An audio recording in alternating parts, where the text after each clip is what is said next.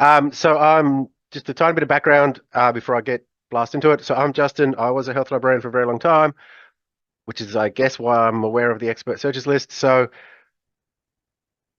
I started doing systematic reviews about 15 years ago. I've now moved to a research role at Bond University, or I did a while ago, uh, where I started to do more systematic reviews, but also we started to develop an automation platform to help do systematic reviews faster. That has been around for a good 10 years now, or 9 years, I think.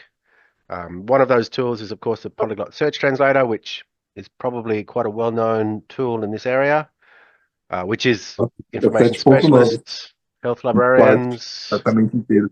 Não, eu vi esse. É ruim? Aham. Repete pouco não, sabe o que eu vou? Não. Um,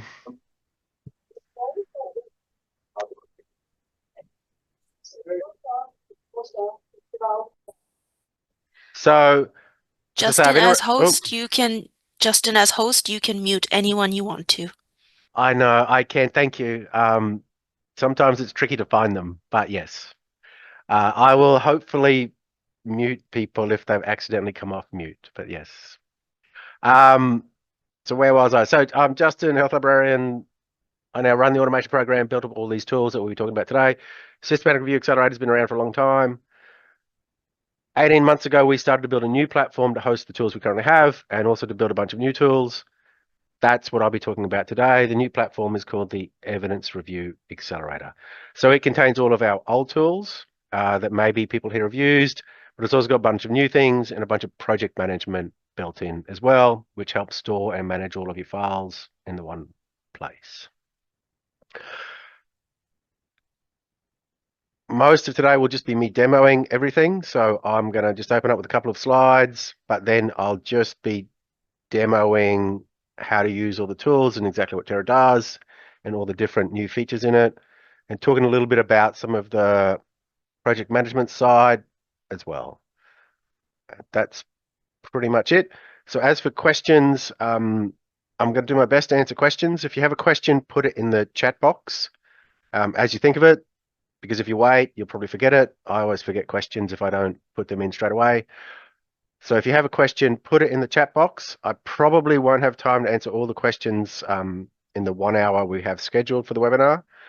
But at the end of the webinar, I'll hang around and I'll answer any questions that are in all the questions that are in the chat, if there are any, of course. I'm also then happy to answer any further questions people might have. So although officially this is going to run for about an hour, so till 11 a.m. Australia time, I will hang around in the Zoom as long as Zoom doesn't kick me out, and I'll answer any further questions that are there. This session is being recorded. We will put it up on YouTube to make it available for other people to watch who couldn't make it today. Not that that should matter. So that just means that I will be slightly more professional, those people who might know me, than usual. So not quite as much casual Australian swearing, which is quite common amongst us. So that's about it. So most of it's me sharing screen and talking over the top. As I say, if you have a question, please put your question in the chat box. I will answer them, maybe not within the first hour, but I will answer them afterwards when we hopefully finish on time at 11 a.m.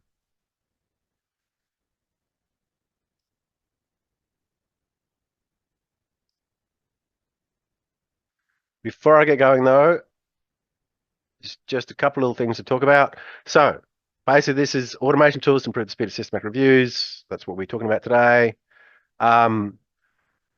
Before I get going, I just always like to give credit where it's deserved. So these are the 4 computer scientists who work with me, building all of these tools that we'll look at today. So we work together, design usability interfaces, but these are the very talented computer scientists who actually do all of the coding, come up with some really interesting solutions to systematic review problems. So Matt, who I've been working with for many years now, Connor, who's an AI specialist, so he does a lot of our AI work, Tian, who's been around for a while, and Irene, who's come on board quite recently. So that's about it, really. I just like to make sure that they get some credit. So I'm going to talk a little bit about these 6 different things. So I'll be talking about the 6 tasks involved in review, which is writing a protocol, finding studies, selecting studies, extracting, assessing study data, although we don't really have a tool to help too much with that, synthesizing study data, and then writing the review. So we've got tools to help with all of these stages now. I'll skip this, and I just want to talk about this next slide, and then I'll get into the demos. So this is the web platform, TERA, or the Evidence Review Accelerator for long. We all just call it TERA here. The website is tera-tools.com, and that's about it. Finally, though, this is always a very important take-home message or a very important note to tell people, because people always don't believe me, or a lot of people don't. These tools, and to be honest, no tools, replace the need to have skilled people doing reviews or doing research. These tools just allow people with skills and knowledge to use those skills more efficiently. So you can obviously have new people on review teams, new researchers, postdocs, or grad students, but you still need to have people who know what they're doing. You are not going to magically go from knowing nothing to being a systematic review expert just because you're using automation tools. Any automation tools, ours included. So that's it, really, I think. Yep. So I'll switch over now to TERA. So this is the homepage. I'm just going to talk a little bit about using TERA and what you need to do to use it and to get started, and just some of the project management implementations before I talk about the tools themselves. So TERA is I think they're called a freemium platform.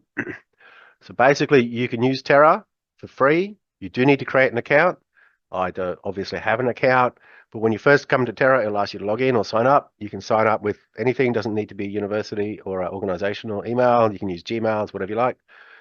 Sign up, you get a free account. You can use that free account to do one project, and that's it.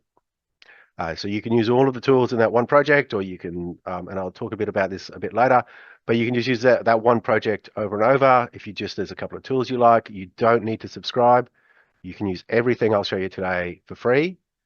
If you want to create multiple projects and be running multiple reviews or on multiple reviews, you do need to sign up.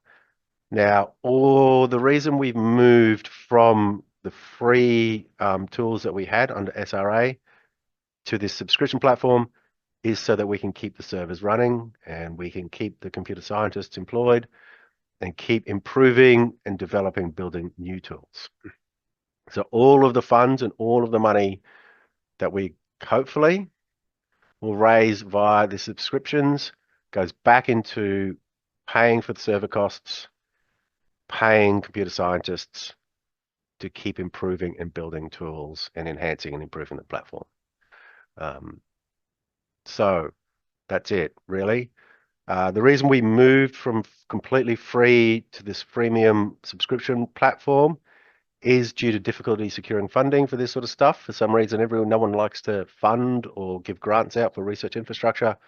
So this is a way for us to hopefully create a platform that's a sustainable platform that will be around for many years to come.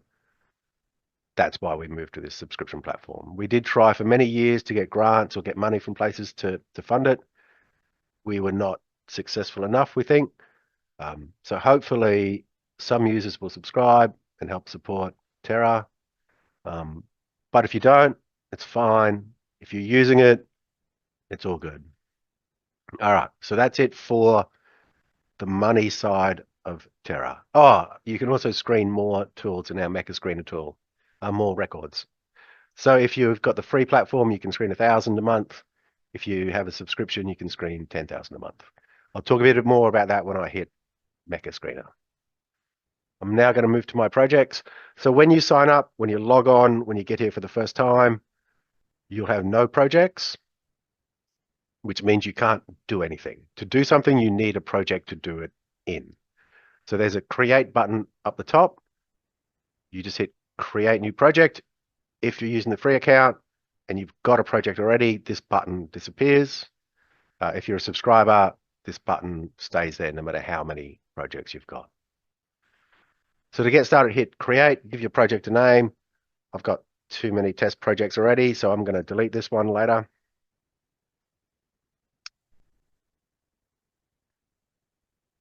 Then you need to select your project type. So we don't just support systematic reviews anymore. We've branched out and we now support other types, not with as many tools, but we support 4 types of studies now.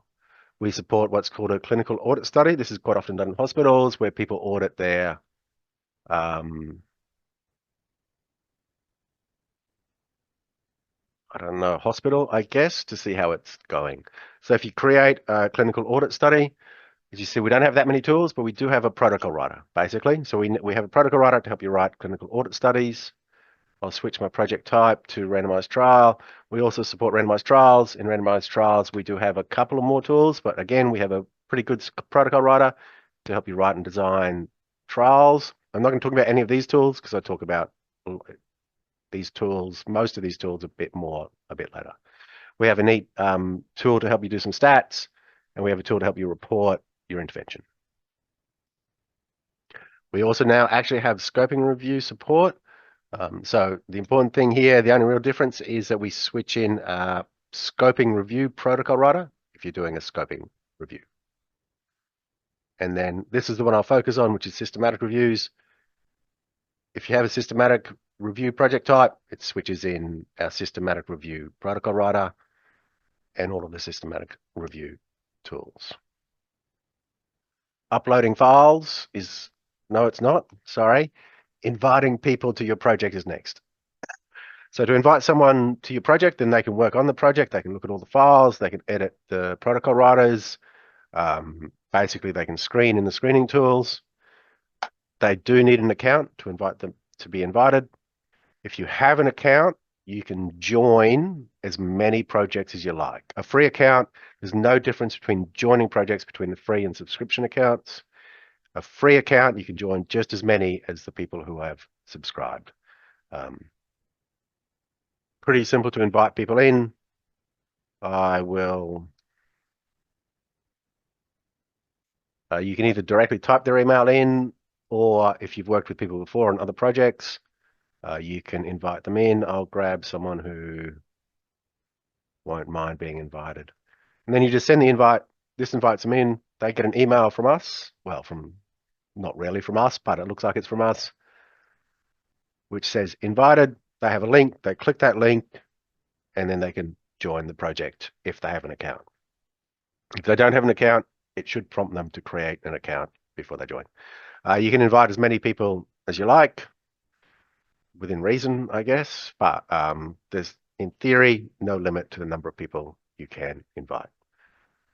Project files is the next thing to talk about. You can upload any file type you like here. So as you switch projects, the project files stored with that project will change. So if I go to upload a file here, hopefully I've got one, I can upload some references. So this is an XML file full of references. It will upload it in, it will process it, and if it's references, it will process them properly as references or citations, and you can open it up and you can actually see all the references that are in there. So this is how you use the tools, by the way. You upload files into TERA. You then load the files into the tools via TERA, which I'll be doing a lot pretty soon. You can delete files as well, download the file if you like, delete it. And there's a few other things as well that you can do. I can't really go through every single little nuanced bit in my 1 hour, but I'll do what I can to cover most of it. So that's pretty much it. There's a project history if you're really, really interested. And then we've got all the tools available here. Again, this is not that useful. This is more for us, but you can have a look at every tool that's around. So I'm going to go back to my projects. You can see that I created this project. I invited Tian. I'm going to switch to one of my other projects, which has got a lot more data in it. So that'll be phototherapy to treat acne vulgaris, a systematic review. Again, you can see that I created it, but we've got a bunch of other people who've joined in. If you're wondering where the little nice weird photos come from, they come from Gravatar. If I go to my profile and I click on that, it will then talk about how to get your profile picture in. If you don't want to use it, it's fine. It'll just give you a little random generated profile picture. The other thing to talk about here under your profile is what's called TERA credits. So TERA credits is what we use to screen references in our generative AI screening platform. I have 10,000 credits. As you do screening, these credits will be reduced. If you're a subscriber, you get 10 credits every 45 minutes, which equates to about 10,000 a month. If you're not a subscriber, I think you get 1 credit every 45 minutes, which equates to about 1,000 a month. So that's how credits recharge. We will implement a way you can buy credits in the future.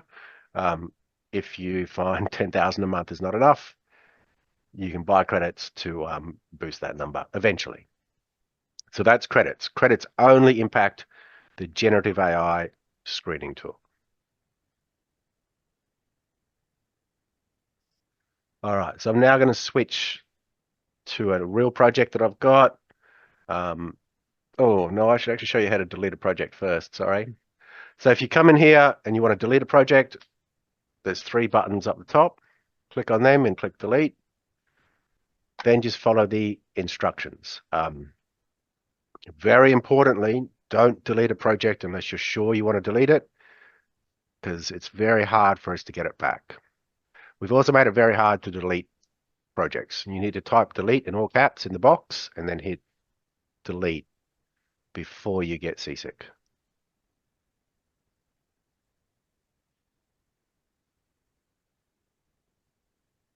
Oh, so that is because it's trying to access it, but it's deleted. All right, so you can see that project's now deleted. If you're using the free account, you could then, after deleting your project, create another free project. So now I'll go in through all of the tools that are available. So this is phototherapy to treat acne vulgaris. This is kind of a real review that we did. Most of the files are real as well. As you can see, the project person who created it gets a neat little crown above their head, which doesn't really mean much, but it's just kind of neat. So I'm going to go through the review wizard first. So the review wizard is a protocol writer. Now I've already filled this one out, but when you come along, this will all be blank.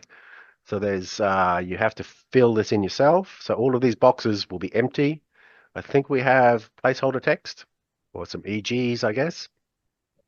So you type in the title, you type in a short title, what year you're going to publish it. You add all the people you might want to add. So I've got 3 people, myself, Paul, Mark, working on this.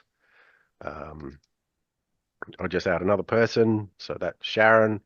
Also, if there's someone who helped on the review as an acknowledgement, you can also put them in, because then it will help you write the acknowledgement section as well. We have a review plan. So the review plan is an outline of all of the tasks you should do to complete a systematic review. Some people will be filled out as you go from some of your selections, which I'll show you as we go through. But basically, it's just what you should do. Screen abstracts, obtain full text, screen trial registries, do a citation search, screen it, do the meta-analysis, write your summary of findings. Obviously, you can or cannot do all of them, whatever you like, but it just gives you a good outline of what you should do to go from no review to a finished review. If you don't like using the online version, you can add notes as well as you go. If you don't like using the online version, you can download an Excel spreadsheet of the whole thing. You can also edit it by clicking the edit button, and this will allow you to add columns and rows and modify the actual table itself. So you can add columns here and then rows here. Introduction. So we've just put a blank box for your introduction, and we've described the rationale, given you a bit of an overview of how you should write an introduction for those who don't know. So this introduction I rewrote. So if I cut it out, sorry, you can see this is placeholder text for our blue light therapy to treat acne vulgaris review. So this is here so that people can go, oh, this is maybe what an introduction should look like. So you paste your introduction in there. We don't help you write your introduction apart from providing a couple of basic ideas or frameworks. You still have to write your introduction. We don't really plan on writing introductions for people either. We're hoping people will continue to write their own, or I guess copy and paste it from ChatGPT. So now here is where you start to fill out your eligibility criteria. So these will all be blank. You can add more. So if you want to put many in, you can just hit the add button as an include or an exclude, and you can put in whatever you like. You can also add examples as well. So for every single option, you can always add something new. So my inclusion criteria is people with acne. I'm excluding children, elderly people, someone in hospitals, and infants. Intervention is phototherapy. Over here, I've provided an example. So that's light emitted at 350 nms to 950 nms. Usual care is our comparator. I haven't bothered with an example. Our 3 outcomes are acne reduction, reduction in antibiotic prescribing, which is still not spelt right, but anyway. And I'll delete the second one. So I'm looking for studies in community, excluding anything in hospitals, also including anything in general practice, and I'm including randomized trials. We also have here what's called comments. So these won't appear in your final protocol, but you can add comments to justify or provide some background as to why you maybe chose what you did. So it's just a way of adding additional information just for yourselves that doesn't appear when we write the protocol in a little while. Search strategy is the same thing. Who designed around the search strategy? Components within the search string. Most of these are tick boxes, e.g. you just pick the one you like. Maybe we'll get a Cochrane person to do this one for us, or to help us, I should say.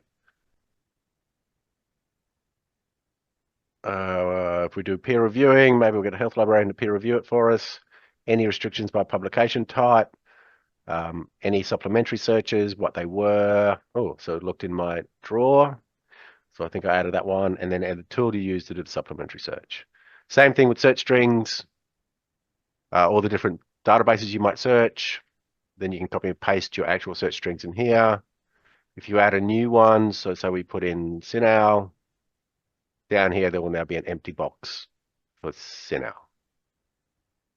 If there's a database not in this list, you can just go other and add it in. Dates you ran your search, other things. So study screening, again, you say who screened everything. So, and as you pick people, the number will increase. So if you go and then disagreements. So I'm not going to keep going too much further on this, but data extraction is the final one to talk about. So data extraction, we've pre-filled a lot of stuff for you. So quite often you extract the same sorts of things from reviews. So study author's year, study design, the country. So most of these things we've actually put in for you, and you can just pick one. If you want method of delivery, you can add that in. Bold brand, though, wavelength. But if there's one we don't have, because we've only got fairly generic stuff, you can always add something. So maybe light frequency is quite important for your intervention. So you can just bang it in and it's in there. This will then come over, and if they're not the same, so this will be imported from the Pico section, which is this bit. I'll just copy it over, sort of fix up that spelling mistake, and we'll go through. So assessment risk of bias is the same, measurement of effect, which tools you might have used to do the meta-analysis, unit of analysis is in there. Normally you do an individual.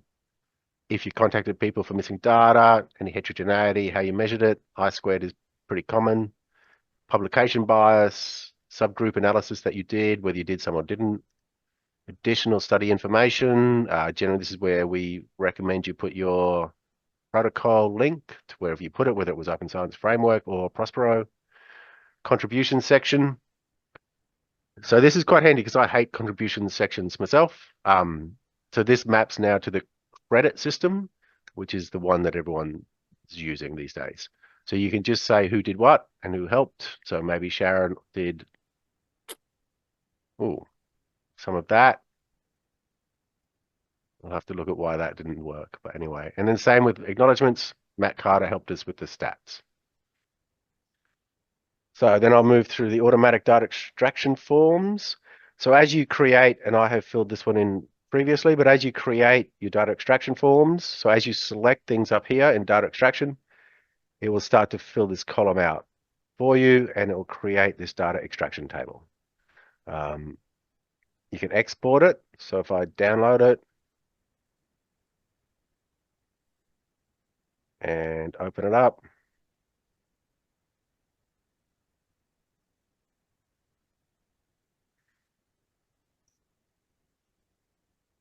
you can see that as the data is being exported to Excel and all of the headings are exported as well. Same with study outcomes. All the outcomes that you put in, acne reduction, reduction antibiotic prescribing, they get filled automatically. Again, you can just export the whole thing. You can edit columns, add columns and rows as well. And finally, when you're done with your protocol, we will come back to the automatic results writing. But when you're done, you can hit generate output. What this will do is it will start to, well, it won't start to, it will actually write your entire protocol. You might notice there's individual study results here. That's from the automatic writing. But contributions is kind of neat. So you can see that it will write the study contribution section for you. If you don't like it, you can hit rewrite and it will rewrite it slightly. We've got about 4 random sentences for every single input and output. So it will randomly reselect, well, generally a different one.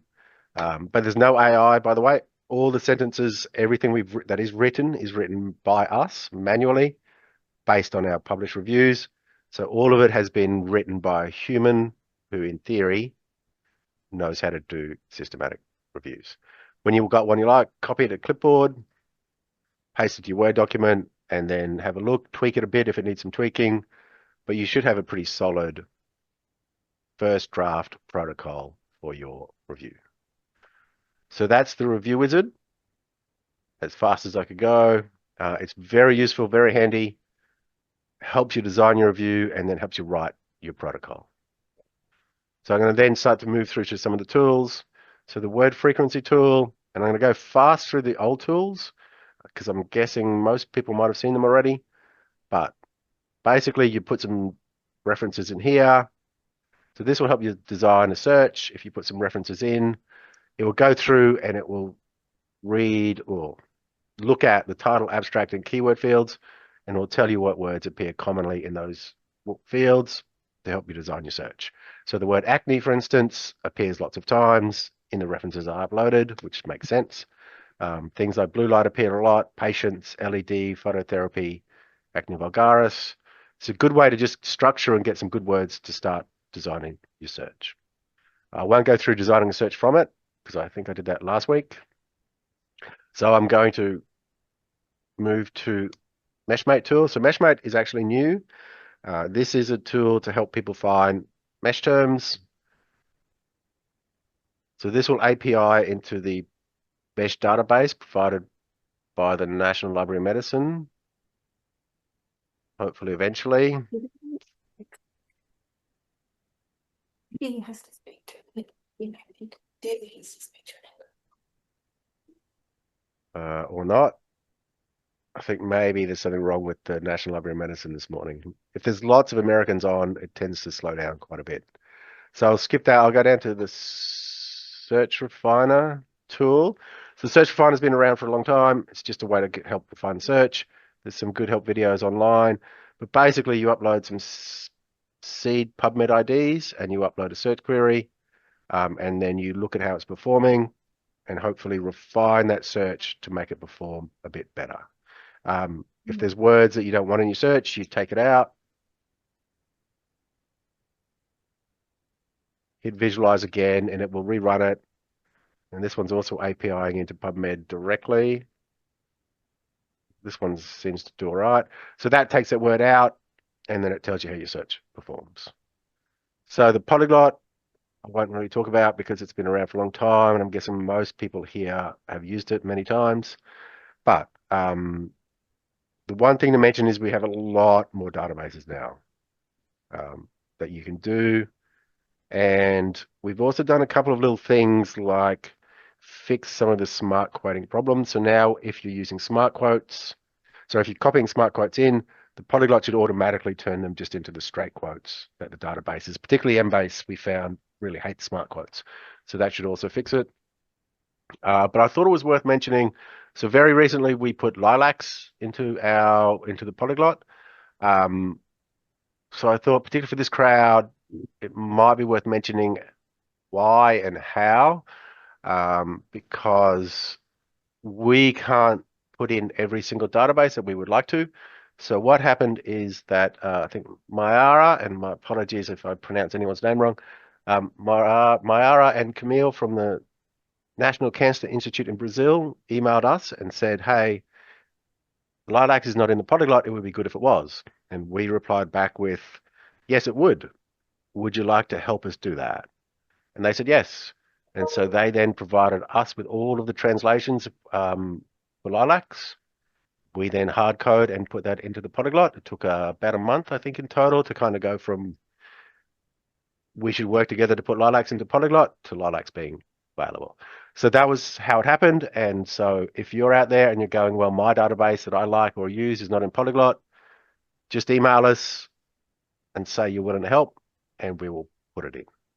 The exact same thing was with the International HTA database that's in there now. That was IQWiG, which is a big German HTA agency. Same thing. They asked us if we could put it in, and we did. They provided translations. We put it into polyglot. So that's kind of pretty much how most of these databases have ended up in here, by the way. Librarian communities, health librarians, or information specialists around the world have helped us get the translations ready, test them, make sure they're working, and then we add them in. Deduplicator, very similar. Again, been around for a while. All you do is you put some references in. So I'll put in these ones. 2 algorithms, the different algorithm performances are here. I'll just use relaxed because it's a bit cold. Hit deduplicate, and that will import them in, deduplicate them.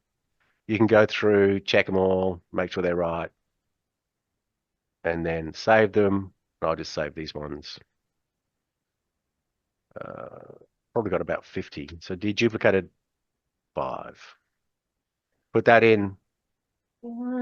That now gets saved here into the project file somewhere. As you see, I've got lots of files. So since I'm here, I also thought it might be worth mentioning a bit of file management. So all the files are stored here. You can upload, as I said, any file type you like. XMLs are the ones we prefer and generally use with the tools, but you can upload Embase RIS files or Medline RIS files. I think I've got an NBIB, so the PubMed NBIB files can be uploaded as well. And the neat thing is you can now combine these files together. So I might just grab a couple of quick ones. So for instance, these two, if I tick them and I hit merge, this will then merge these files together and combine them into a single library. So now those merged files are down here. So instead of 2 libraries of 10, I've now got one single library of 20 references. And you can combine RIS files, text files, NBIB files, XMLs all together. So it's handy. There's no longer any need to import to EndNote. You can just import every single one of your search results into TERA, merge them all together. As far as I know, we support every database output. If there's one that we don't support, so if there's a file type you're trying to upload, it doesn't work, please let us know so we can add it in. I think we even now support the OVED CGI outputs as well.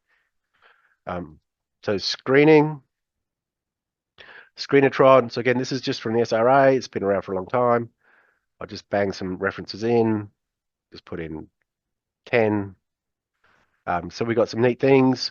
The new thing we have put in though, and I might just scrub these out, is we can automatically generate an eligibility criteria form from your review wizard. And also automatically add include keywords. So the PICO I filled out in review wizard, if I click eligibility criteria, it actually pulls all of that information out and it displays that in a nice form for me here, so I can easily look at and access my eligibility criteria when I'm screening. And I can also automatically add all of these things. Let's include keywords. So if I hit add all of the include keywords are green, exclude keywords are red, which is none there. So that's Screenatron. It's a pretty standard screening tool, but we do have some hotkeys and other things, and you can edit the hotkeys and a few other bits and pieces.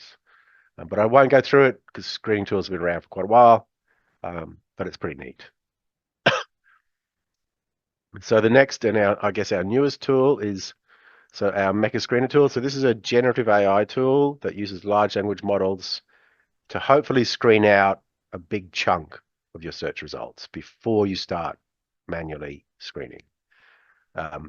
Currently, it's in beta mode. There's a couple of things that we have to fix or add in, but eventually Mecha Screener will replace Screenatron once we've got all those things in, and will just be our standard platform. So I'm just going to put in not too many. I think maybe these 582. So I'm going to load my references in. I'll hit continue. Then you put in your PICO criteria. So I think people with acne, the intervention for this one is phototherapy. Generally skip the comparator. I'll skip the outcome. And I think randomized trials is the type of study I'm looking for. I hit continue. You can check it and review it, and I'll hit finish. This will then go and it loads it up and it runs it through a large language model. And we did test a lot to find the best one. Form seems to perform really well. We've so far, it gets up around 98, 97% inclusion correct rate. But we are going to be running a proper evaluation study, which we'll publish starting in July this year.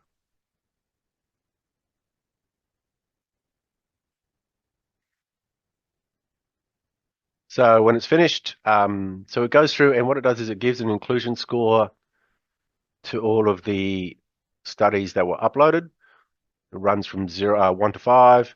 Anything that didn't have an abstract gets as nothing because we can't process if it doesn't have an abstract. They're the white ones. Anything that gets a 2 or more goes green. We put that into the to screen pool.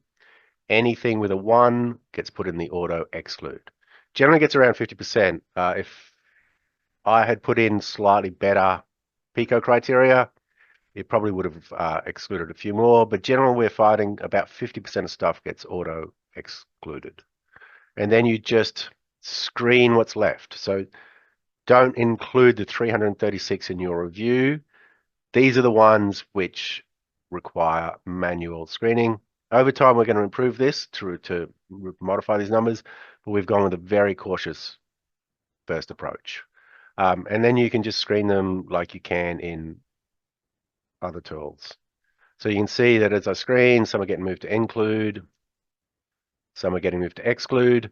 If you don't want to use the Mecha Screener to screen, you can just export it, which is save screening results, and I'll just save the to screen.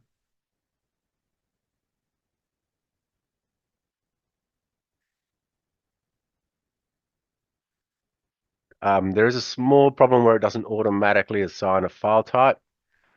So you do need to switch between the two file types. We'll be fixing this in the next patch rollout in about a week. So if I save that, I'll close this. If I go back to my list, somewhere here for screening, so you can see the 325 references. So you can download them if you want to put them into a different screening tool like Covenants, or if you like Screenatron and you want to put it in here, you can put it into Screenatron and then just screen in here, which is currently what we're doing. So we run it through Mecha Screener, pull it out, export it, and then screen through Screenatron. Disputatron's a tool to help you resolve disputes. So when people screen, you're always going to have two people screening. You can put in, might put in just 20 names of the reviewers. So this is to compare different decisions. Then you can select your records. And I'll just make sure I got two good ones, submit. This will then give you accuracy rates. So basically you just get screening results of one person, put them in here, screening results of the second person, put them in here, submit it, and it will tell you where you disagree. And then you can go through and you can look at who agreed, who disagreed, and include or exclude. Again, Disputatron, Screenatron have been around for a long time, so hopefully most people are aware of how to use them. If not, again, there's plenty of good, there's quite a few good YouTube videos around to help with screening. We also ran a workshop on how to screen with using them. Started about 2 hours ago. SpiderSite. So SpiderSite will automatically do your citation searching for you, your backwards and forward citation searching. I'm going to put in, I'll just put in 10 seed studies, upload them, import them. So these will upload them. It will tell you which ones they found, which you found 9, which ones it didn't find, which is 1. This is the output. This is the backward citation search. So these are the 184 from the reference lists. These are the 634 that are citing articles. So this is everyone who cited the 10 I put in. Again, you can just export them. I'll save the 7, all of them together. So these citation search results are probably a very good thing to run through and put into the Mecha Screener tool, because these tend to be a bit iffy. So these are the snowballed files. So I'll save them. And again, somewhere in here in my massive list, snowballed is down here, 781 references. Again, you can just export them if you like to put them into a different screening platform. TERA. So TERA is a neat tool we've had for a while that we use quite a bit. It's a neat tool to help you find other articles similar to articles you're already aware of. So it leverages the PubMed API, and it just uses the PubMed similar articles feature. So you need to upload references with PubMed IDs. Yep. So this has got PubMed IDs, so it pulled them all out and it goes off and it finds these ones in PubMed. So these are the seed studies I uploaded. I want to find articles related to these seed studies. So I hit find related. This goes and it runs a search in PubMed. Well, just pulls in the relevant records that PubMed says are similar. All 1,244 of them. It then gives them a relevance score.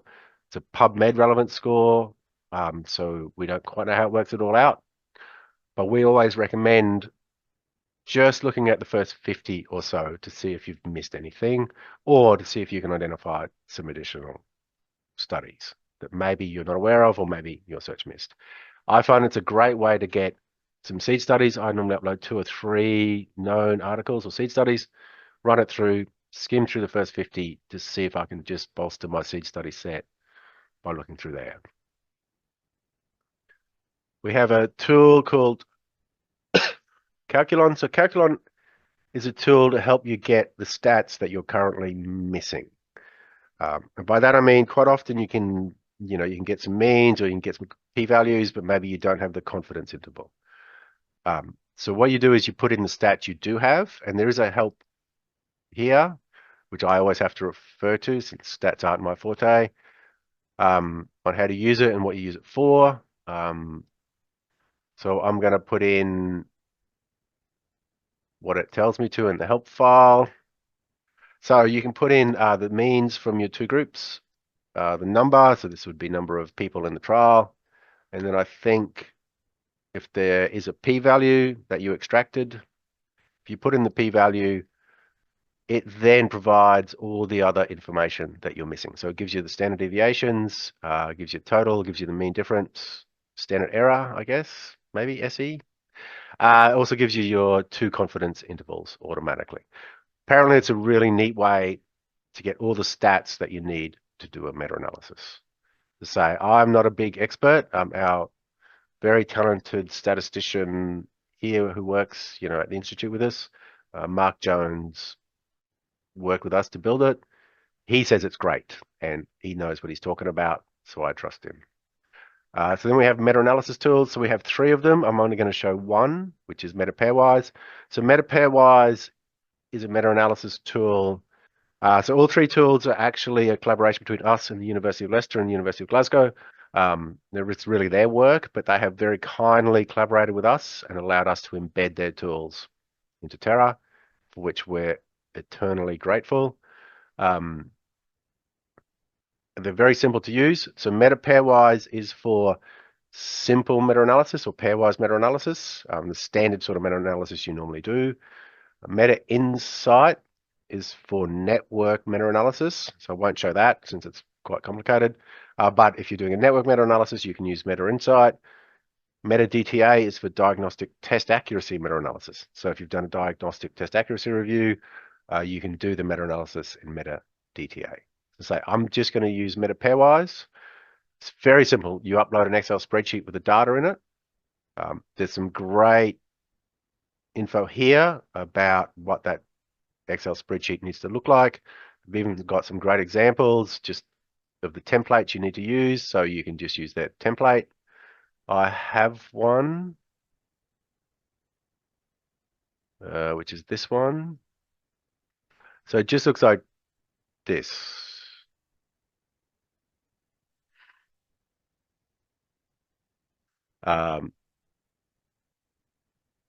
Oh, not that one, sorry. The meta-analysis one. So it just looks like this. Study ID, T is whether it was the actual intervention or whether it was the comparator, which in this case phototherapy placebo. So the number of events, and N, which is number of people, pretty sure. So that's all it looks like. So obviously you got to fill in all of this stuff. You extract that from your studies, put it in here. So that's your Excel spreadsheet. So I will upload that.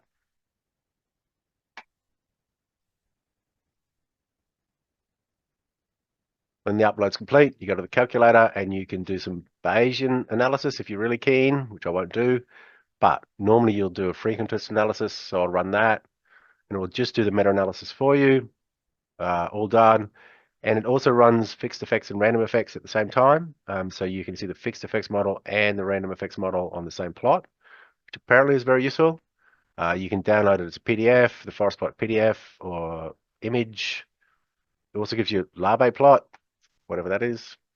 But the neat thing is you can actually then download this JSON file. So this JSON file is all of this information in the actual forest plot, which is just the numbers, so the number of participants, number of events, etc. So if I download that JSON file, I can then put that in our next tool that I'll talk about, which is Replicant. I can upload that to the Replicant and it will then write the results section of that meta-analysis for me. So I've actually got one pre-uploaded, this one. So it then goes through and it reads the meta-analysis for you, and it pulls out the numbers for you, and then it just generates this text from that forest plot. So there were 7 studies in that forest plot with 32,000 participants, 16,000 in the reference group, almost 16,000 intervention group, etc. Kind of gives you some other stuff. It also talks about heterogeneity. It does understand what is low, medium, and high heterogeneity. Again, if you don't like it, you can hit regenerate and it will rewrite it slightly for you. It also will pull out and it will write your individual study results for you as well. So the neat thing with that then, though, is if you come back to the review wizard, and you come down to the results section, it actually puts it here into the results section for you. So when you go to generate output, the results are already in, ready to go. So it's just a neat way of kind of getting some results into your review. I mean, there's lots of great benefits. One of the greatest is it reduces, well, there should in theory be no transcription errors because it pulls the numbers out for you, puts them in, because when you're copying and pasting numbers from Excel into Word, plenty of chances for there to be mistakes. That's Replicant. We got lots of help files and more help videos are coming. Plenty of information about frequently asked questions, subscriptions, how to subscribe, what TERA credits are, how to cite us is there as well.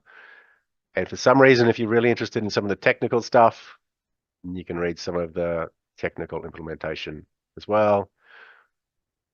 We have a contact us button or page. You don't need to fill this out. You can actually just email us, the team at terra-tools.com. If you just want to email us directly, or you can just fill this out and send it to us and we'll get it. We do like people getting in touch with us, particularly if they found a bug,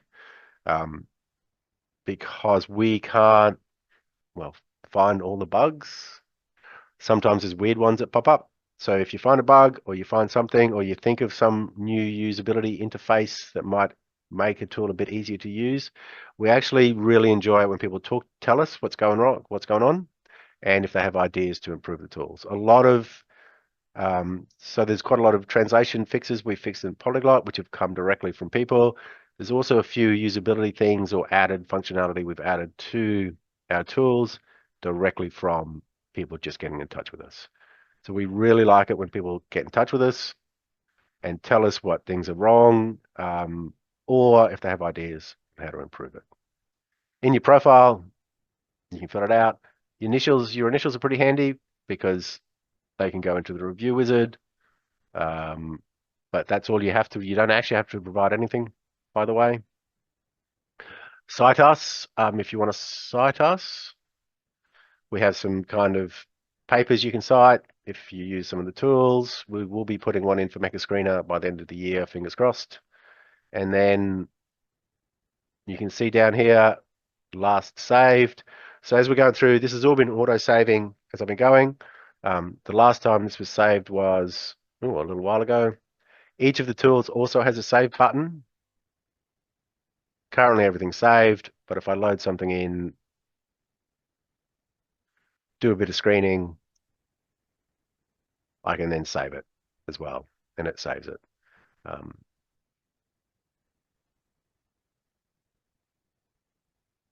And that's it. I think that's every tool we've got.